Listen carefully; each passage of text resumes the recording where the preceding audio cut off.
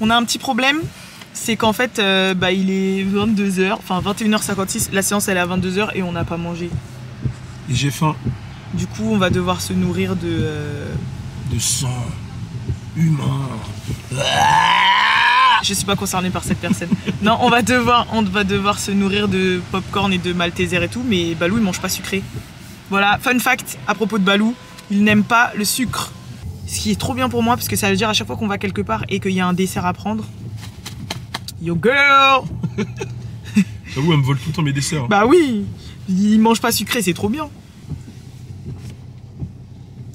Bon, on est arrivé. Je me suis renseignée un peu pour savoir c'était qui les Éternels là, les Éternels, parce que franchement quand j'avais vu la bande-annonce, j'ai rien compris. Je sais que c'est 5 ans après que Thanos il est claqué des doigts là dans Endgame. MCU, mais... Alisha, il faut suivre les Non MCU. mais je suis le MCU, mais c'est compliqué. Franchement, le Marvel Universe, il y a de multiverse, des gens qui se rajoutent tout le temps. J'aime pas lu les livres. Bah non, j'ai pas lu les comics. Voilà, moi je les ai lus. Mais pas tous, je suis sûr, c'est impossible. Il y a des hors-séries, il y a les Strange. Jamais. Voilà, c'est impossible. Mais j'étais à fond dedans. C'est impossible. Moi j'aime bien l'univers, comme je vous ai dit, j'aime trop les univers qui nous sortent de l'ordinaire. Mais Marvel, je peux pas dire que je suis passionnée, parce que j'y connais pas grand chose, mais j'aime trop. Genre ça m'intéresse vraiment, genre. J'ai des bonnes bases, tu vois, j'ai des bonnes bases, mais je peux pas tout connaître.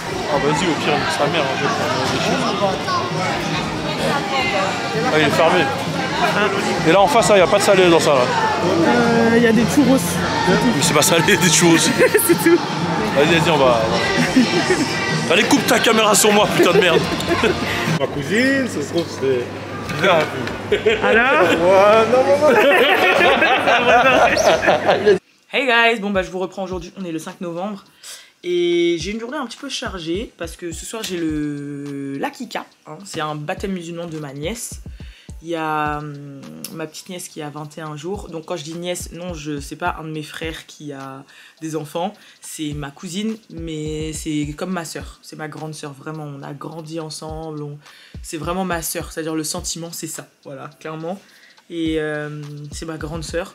Et elle a eu une petite fille. Franchement, ça fait trop bizarre. Voilà, mais c'est bizarre dans le bon sens, tu vois. Genre, je suis très fière.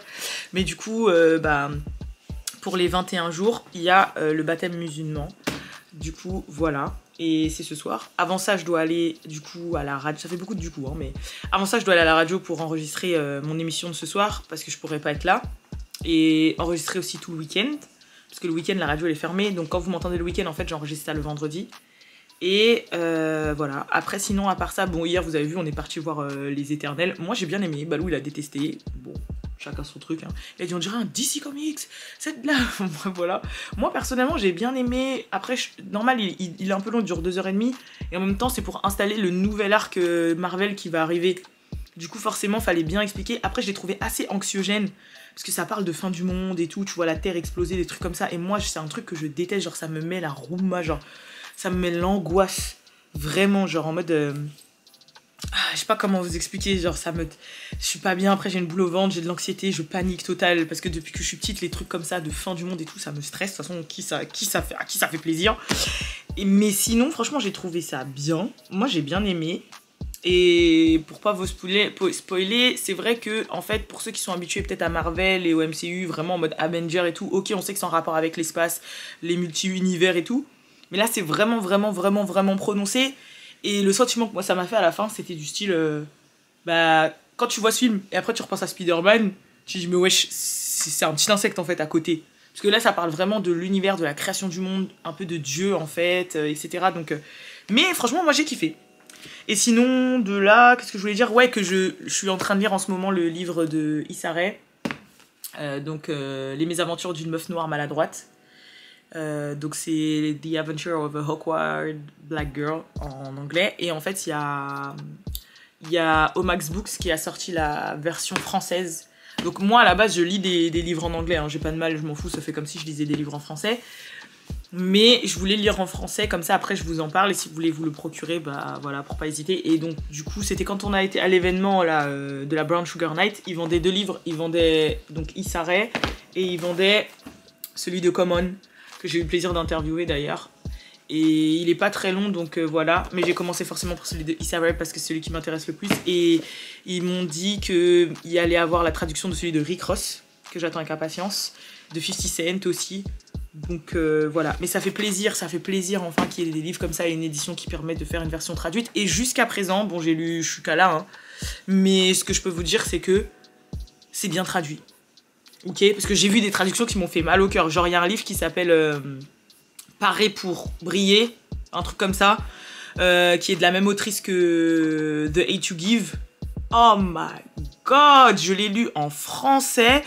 La traduction, t'as peur. On dirait les traductions des films là, à l'ancienne. Yo mec, tu crois que... Et je te jure, mais en livre, il vaut le coup. Il est bien, ça se laisse lire, il est cool. Et après, au pire, vous pouvez avoir un côté parodique, donc c'est calme. Je vous le conseillerais.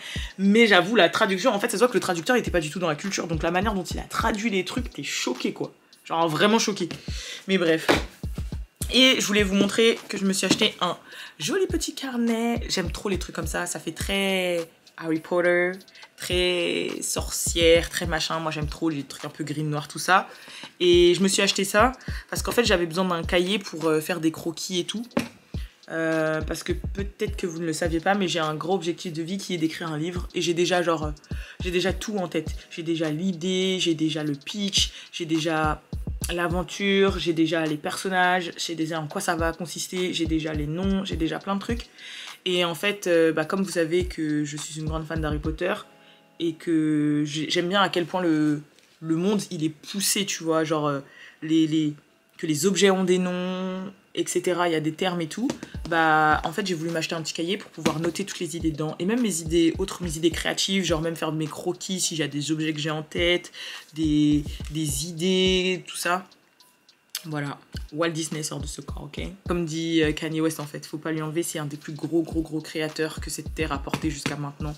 Et voilà, donc j'ai acheté ce petit bouquin pour ça. Et enfin, un truc que je voulais vous montrer, c'est ça. Parce que je vous avais dit la dernière fois que j'avais des soucis pour m'organiser, donc j'ai acheté un planeur. J'ai acheté le même l'année dernière et j'avais mis en story et tout des gens qui m'avaient demandé « Waouh, tu te l'as acheté où et tout, c'est trop bien !» Attendez, je vous montre. Donc c'est ça, agenda de 2021-2022 et des petits stickers, comme ça, grave lourd. Des petits stickers, create your own rainbow every day. Là, t'as les mois, August 21, September, October, November, donc là on est ici, December. Et après il y a toute l'année 2022 en dessous. Et c'est pour ça que je l'ai pris parce qu'au moins il y a toute l'année que j'ai à faire et tout. Donc ça fait un moment que je l'ai mais j'aimerais le reprendre. Donc là on va être en novembre, va falloir que je remplisse tout ça. Et qu'à chaque fois que je fais une tâche, je stabilote.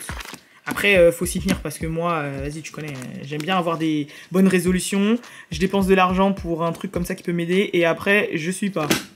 C'est comme avant, je tenais un bullet journal.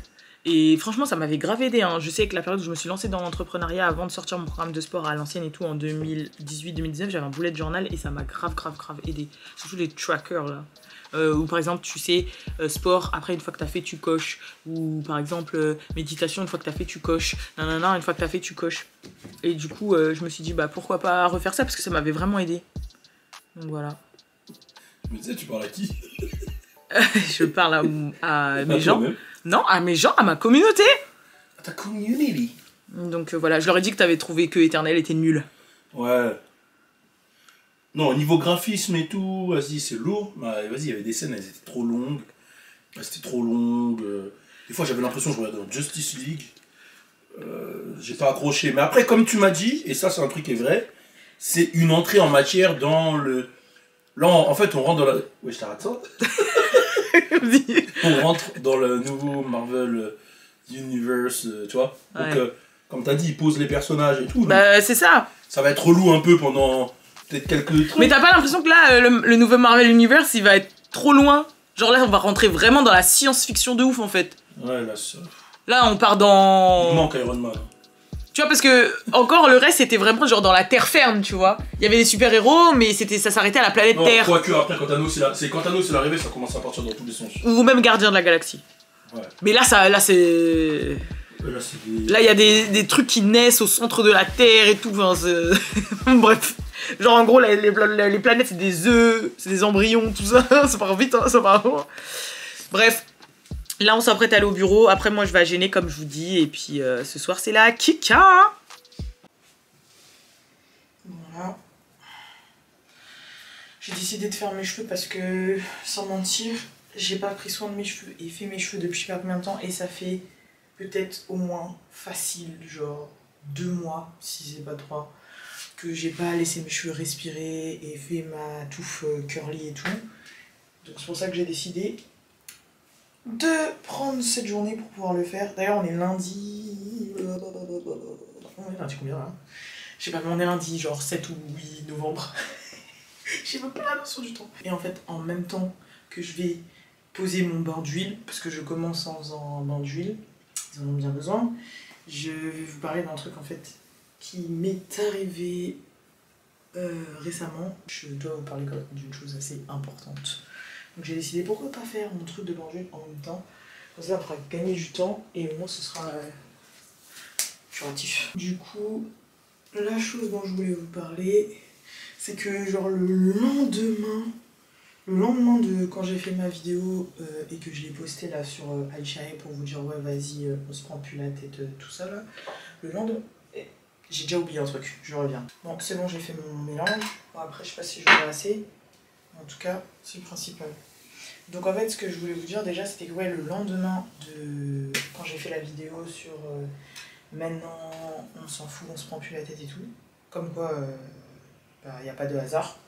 En fait, j'ai reçu un courrier parce que bah il y a peu de gens qui le savent, ouais, c'est ça, autour de moi. En fait, je suis suivie depuis 2015 pour des petits soucis au niveau de l'appareil reproducteur, voilà, de l'utérus et tout.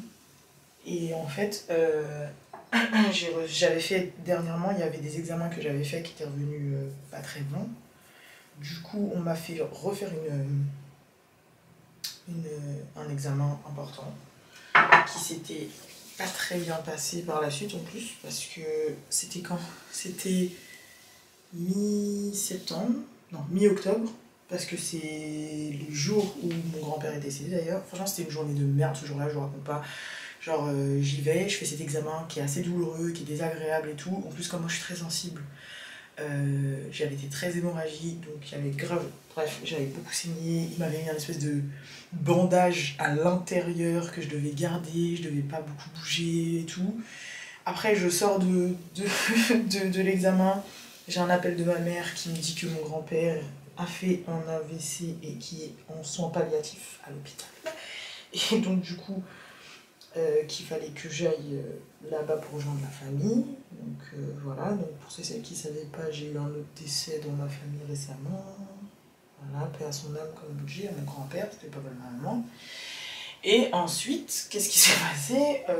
Bref, il y a eu un accrochage avec ma gynécologue qui est... Enfin, c'est pas vraiment ma gynécologue, c'était la dame qui me faisait cet examen assez important. Parce que, genre, elle a perdu son téléphone après mon passage, et donc elle m'a accusé de lui avoir volé. Bon. Voilà, bref, donc moi je viens d'apprendre que mon grand-père est en soins palliatifs, je viens de faire un examen assez invasif, et toi tu n'as d'autres, enfin tu t'envoies ton secrétaire qui est archi virulent et ensuite toi pour m'accuser d'avoir volé ton téléphone. Alors que j'ai pas que ça à faire, j'en ai déjà 2, je vais pas en donner 3, et même genre, enfin bref, pour x et y raisons que je vais pas étaler, j'ai pas que ça à faire de voler ton téléphone, surtout le téléphone où il y a tous tes patients, bref voilà. Passons. Et donc bref, j'ai fait un examen pour des analyses ce jour-là. Et du coup, les résultats de l'examen sont arrivés chez moi par courrier. Donc voilà. Donc il faut savoir que déjà de base, à la base des bases, j'avais rendez-vous là-bas à nouveau tout début mois de novembre pour les résultats. Et en fait, du coup, vu que ça s'était pas trop bien passé entre nous, je pense qu'elle a préféré me les envoyer via la poste. Et aussi parce que, techniquement, après, vas-y, dans le courrier, elle avait dit « Oui, on a essayé de vous joindre plusieurs fois par téléphone. » Voilà, mon téléphone, si c'est le numéro qui m'appelle, en plus je sais reconnaître leur numéro, du coup, j'aurais répondu, ça n'a pas été le cas. Donc je pense que c'était histoire de se dédouaner, mais c'est pas grave. Et du coup, de toute façon, si je regarde le retour, c'est parce qu'en fait, ça me sert de miroir, du coup, pour savoir ce que je suis en train de faire. Mais du coup, je sais plus où j'en étais. Mais c'est pas grave. Ah oui, et donc j'ai reçu les résultats de ce fameux examen le lendemain où j'ai posté ma vidéo. Ouais, en gros, ça m'a tué la tête, je sais pas quoi. Et comment vous dire qu'en fait les résultats n'étaient pas terribles du tout. Donc voilà, elle m'a envoyé tout mon dossier, vraie lettre, qui disait prise en charge rapide à l'hôpital, qu'on allait m'opérer pour me retirer quelque chose, que... désolée, parce que c'est un peu... voilà. Au risque et tout, enfin bref. Une lettre, voilà, quand on entend des mots comme au risque, prise en charge urgente à l'hôpital, ablation, trucs comme ça, bah, comment vous dire, on se sent un peu démuni. Déjà, quand en 2015 j'avais eu une mauvaise nouvelle assez similaire, je m'étais sentie très mal et j'avais un peu pleuré, mais je me suis dit voilà, j'ai vu que c'était pas si grave que ça, mais vu que là ça s'est aggravé et que j'ai reçu cette lettre là, je vous cache pas que j'ai fondu en larmes totales. Genre j'étais pas bien, il y a 45 000 peurs qui sont montées en moi, genre bah, est-ce que je pourrais quand même avoir des enfants?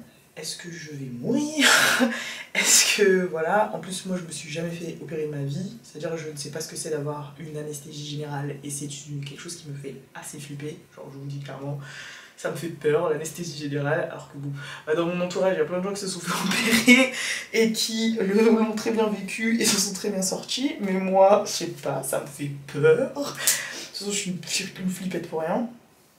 Mais du coup, résultat, voilà, j'ai fondu en larmes, j'étais pas bien du tout.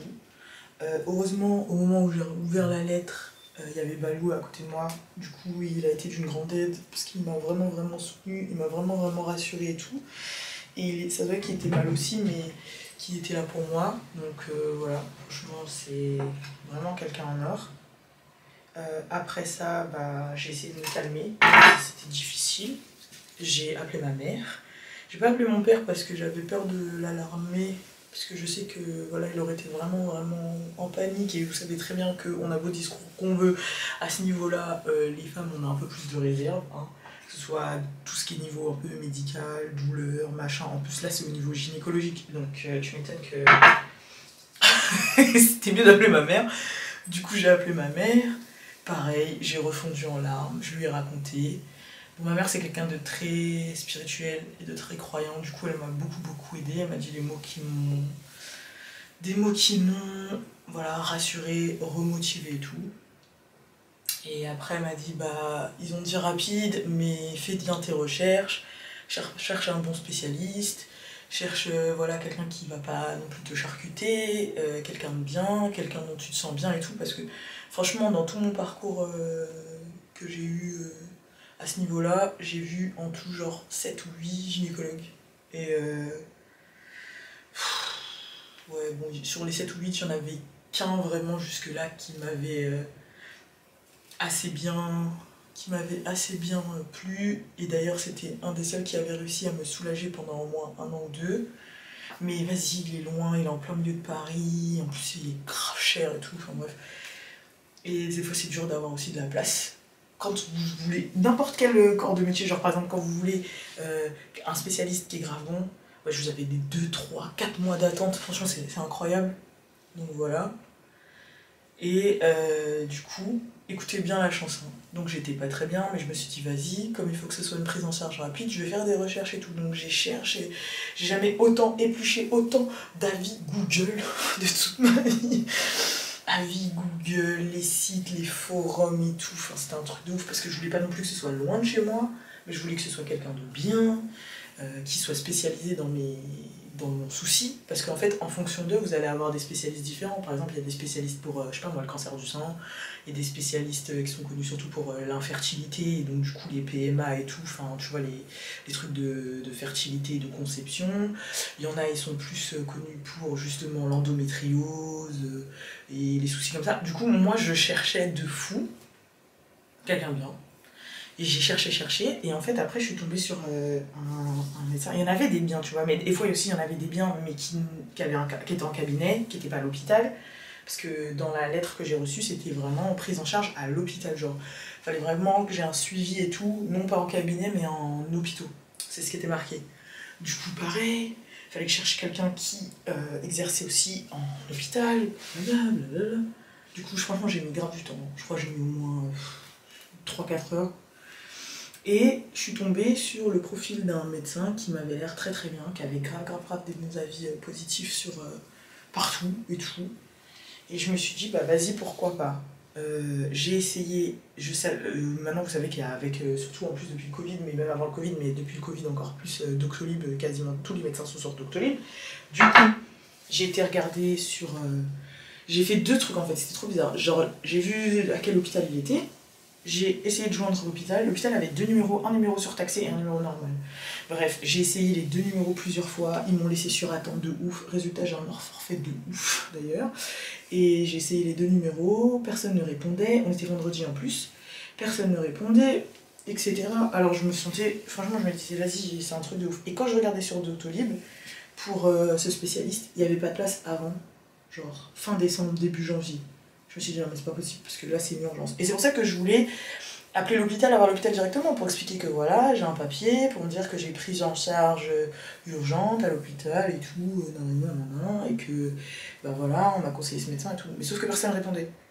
Je me suis dit, bah vas-y, faut pas que je laisse traîner, etc. Et après encore une tentative d'appel infructueuse, je décide de retourner sur Doctolib.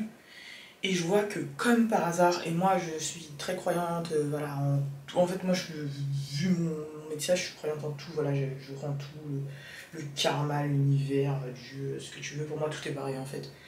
Et du coup je vous jure, pour moi je l'ai pris comme un signe, genre il n'y avait pas de place jusqu'à fin décembre, début janvier, je vois quoi, que quelqu'un s'est désisté pour le lendemain, donc samedi, s'est désisté pour le lendemain 15h.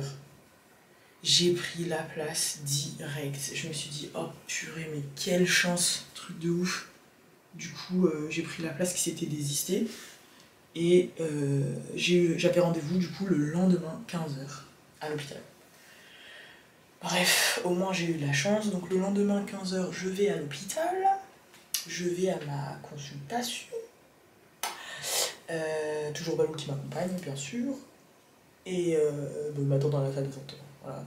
Je fais ma consultation avec lui et du coup comme c'est un nouveau médecin, on parle de tout mon parcours, je lui dis ce que j'ai, parce qu'en plus depuis que j'avais fait l'examen, même en dehors de ça, j'avais des douleurs chroniques depuis un moment, j'avais une lourdeur dans le côté droit, j'avais bref des soucis qui s'étaient rajoutés, donc je lui parle de ça. Bref, il m'examine, on parle et tout, je lui pose des questions franchement trop bien, enfin de ce que j'ai ressenti de l'échange et tout qu'on avait, trop bien. Ça se voyait qu'il savait de quoi il parlait, il m'a fait 45 000 schémas sur des feuilles, il m'a expliqué et tout, je lui ai posé des questions. Donc il m'a dit, oui, il faut vous opérer, on va vous opérer, donc j'ai une opération, je vous dis pas la date parce que je suis un peu superstitieuse, j'ai pas envie que tout le monde connaisse ma vie non plus sur internet, mais je me fais opérer, quoique non, je me fais opérer tout début décembre, voilà. Dans un petit mois, dans 3 semaines et demie. Je me fais opérer et donc voilà, je lui ai expliqué est-ce qu'après l'opération je pourrais quand même avoir des enfants.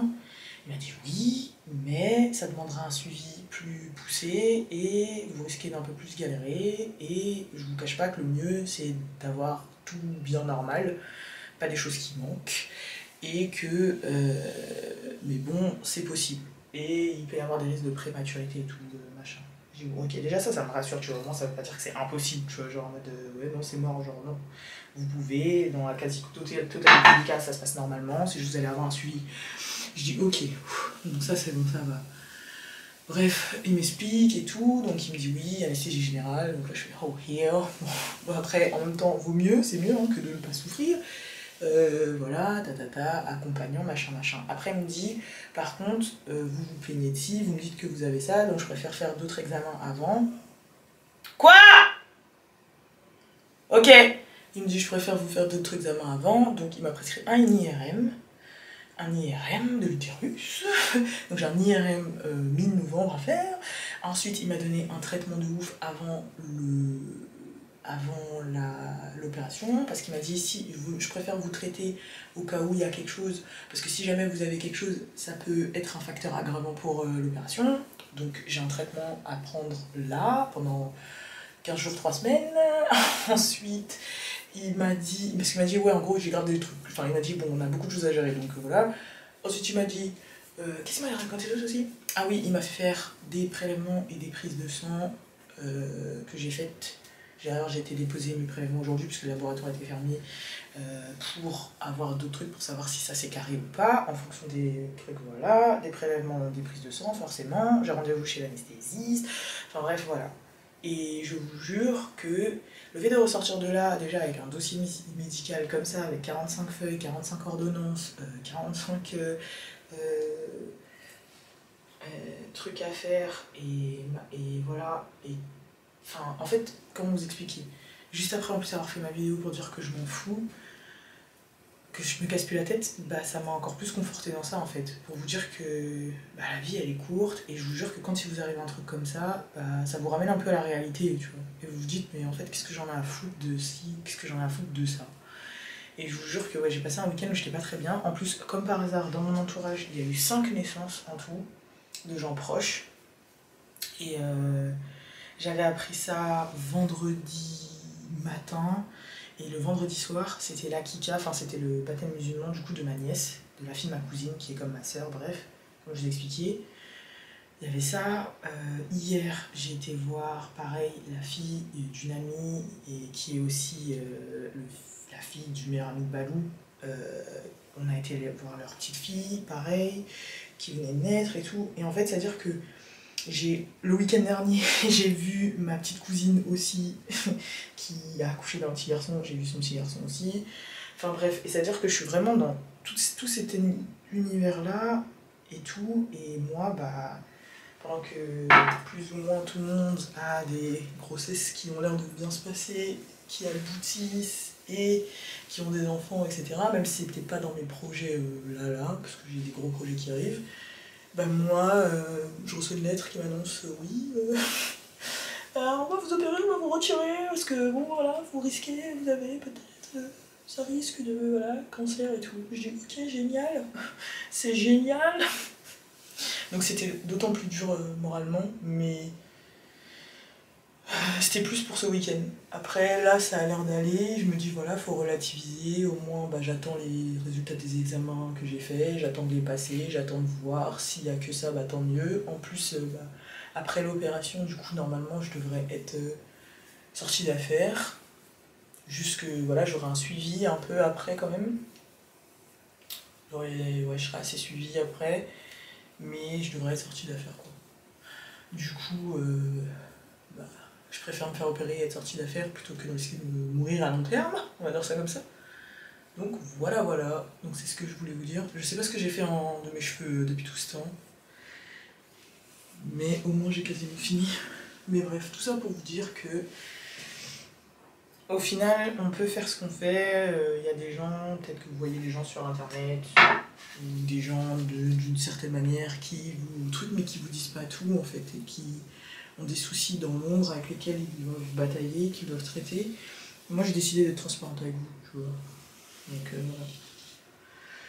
voilà. Donc bon, on verra bien. De toute façon, je vous tiendrai au courant. Je compte quand même vlogger quand je suis à l'hôpital, des trucs comme ça.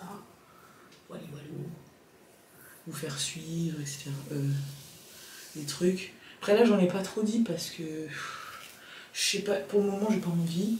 Après, peut-être que je vous en dirai un peu plus parce que, en fait, franchement, ce que j'ai, plein de jeunes femmes peuvent l'avoir. Et c'est quelque chose qu'il faut faire très attention.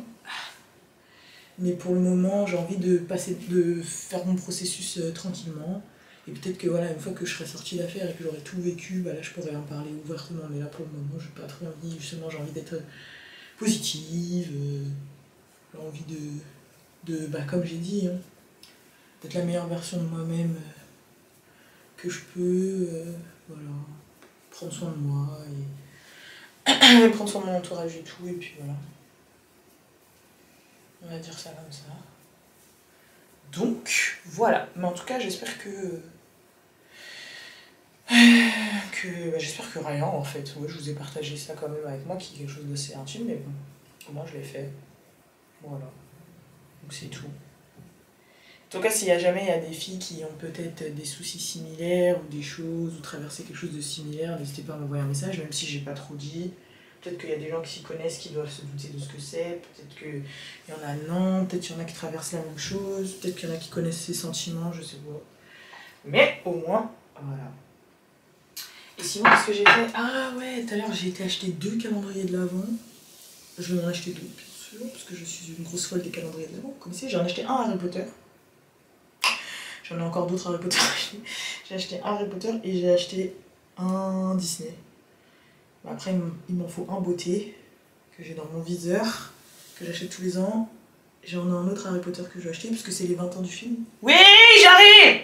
Ah oui, et pendant que lui le truc, pour que le bain d'huile aille plus vite, puisque normalement je dors avec, mais vu l'heure, je vais pas dormir avec. En plus ce soir j'ai la radio. En fait, je vais mettre ça, c'est un bonnet chauffant en fait que je mets au micro-ondes, ça chauffe. Je vais mettre un bonnet en plastique et après je vais mettre ça par-dessus et ça va permettre aux huiles de mieux pénétrer mes cheveux. Et comme ça, je pourrais passer au reste dans à peu près une heure et demie. Je suis en train de regarder le documentaire de Will Smith sur sa transformation, genre physique, mentale et le fait qu'il ait voulu écrire son livre. Franchement, c'est archi inspirant, ça me rebooste vraiment dans ce que j'ai envie de faire, mes projets et tout. Et vraiment y aller à fond et être carré parce que du coup, il me reste pas beaucoup de temps. J'avoue, je vous incite vraiment à checker The Best Shape of My Life de Will Smith. Il y a 2 épisodes pour le moment. Je crois qu'il y a un épisode par semaine qui sort. Et franchement, c'est très très chaud. Après, il en profite aussi un peu pour faire la promo de son mémoire, qui donne vraiment envie d'être lu. J'attends celui de Viola Davis aussi.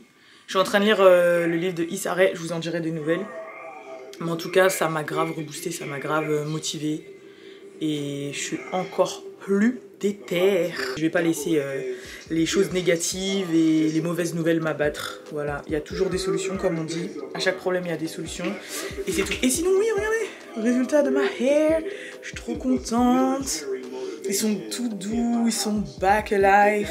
J'ai utilisé un masque de botox capillaire que j'ai acheté sur Amazon, qui avait des trop bons avis. Et franchement, ils disent qu'au début, pour récupérer tes cheveux, pour qu'ils soient vraiment sains, il faut le faire 2-3 fois par semaine. Après, tu le fais 1 fois par semaine. Et après, voilà. Et franchement, ça a trop bien marché. Je suis grave contente. Je vous en parlerai tout à l'heure. Ou plus tard, ou peut-être dans un autre contenu, genre un TikTok ou un réel ou un truc. Mais en tout cas, le masque est trop lourd. Vous avez vu mes cheveux? Ça sent qu'ils sont soyeux, genre. Je sais pas comment vous expliquer. Après, il y a le leave-in et tout que j'ai utilisé et ça joue. Mais quand même, genre, je suis trop contente. Maintenant, il faudrait faire en sorte un petit peu de les maintenir comme ça. Et parfois en faisant des petites coupes et tout. Parce qu'on sait très bien que les wash and go, ça dure 1 jour, 2. Après, 3e, ça commence déjà à ressembler à un peu du caca, tu vois. Bref, voilà. En tout cas, la journée d'aujourd'hui, on retourne au bureau. J'ai grave des commandes du shop à préparer. À toutes les gens.